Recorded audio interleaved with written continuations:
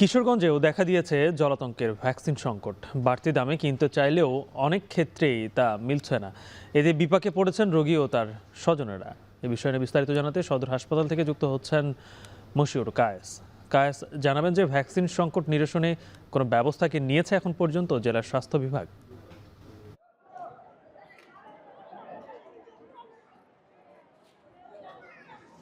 গালিব, আমার কিছুক্ষণ আগেই কিন্তু এই বিষয়ে কথা হয়েছে যে কিশোরগঞ্জের সিভিল সার্জন রয়েছে অভিজিৎ শর্মা।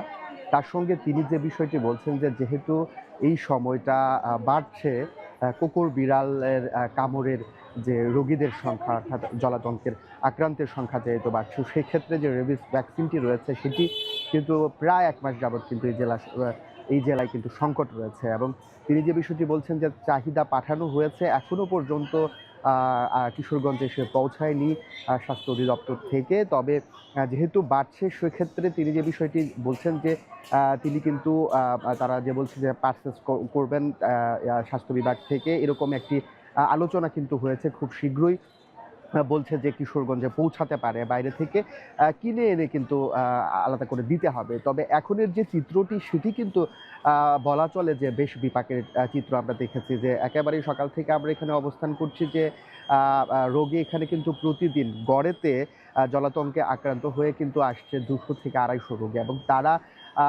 যে বিষয়টি বলছে যে কুকুর এবং বিড়াল দুটির প্রাণীর উৎপাত কিন্তু বেড়েছে। এবং পাশাপাশি আরেকটি নতুন উৎপাত কিন্তু দেখা দিয়েছে জেলা শহরে, সেটি শিয়ালের উপদ্রবও কিন্তু বেড়েছে। এবং আমরা দেখেছি যে গত কয়েকদিন আগে কিন্তু 6 বছর বয়সী এক শিশুর মৃত্যু হয়েছে শিয়ালের কামড়ে। এবং চিকিৎসকরা বলছে সেখানেও কিন্তু আসলে জলাতঙ্কের যে রেবিস যে ভ্যাকসিনটি রয়েছে সেটি কিন্তু কার্যকর। এখন বর্তমানে যে রোগীরা আসছে পুরো জেলাতেই এই একই চিত্র চলছে। তাদের কিন্তু বাহির থেকে সেই ভ্যাকসিনগুলো কিনে আনতে হচ্ছে। এবং যেখানে তারা বাহিরে বর্তমানে আজকে যারা কিনে আনছে তারা কিন্তু 540 থেকে 600 টাকায় কিনতে পারছে। কিন্তু সেটি কিন্তু প্রতিদিনই কিন্তু বিভিন্ন ফার্মেসিতে দাম কম বেশি হচ্ছে। এবং ভ্যাকসিনগুলো দেখা যায় যে 1000 টাকা পর্যন্তও কিন্তু বিক্রি হয়।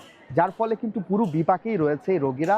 কিন্তু যদি সরকারি হাসপাতাল থেকে পেত, সেক্ষেত্রে কিন্তু তারা বিনামূল্যে সেই ভ্যাকসিনটি নিতে পারত। তো এই ছিল কিশোরগঞ্জ থেকে আমার কাছে সর্বশেষ তথ্য। গালি। যুক্ত ছিলেন মশিউর কায়েস।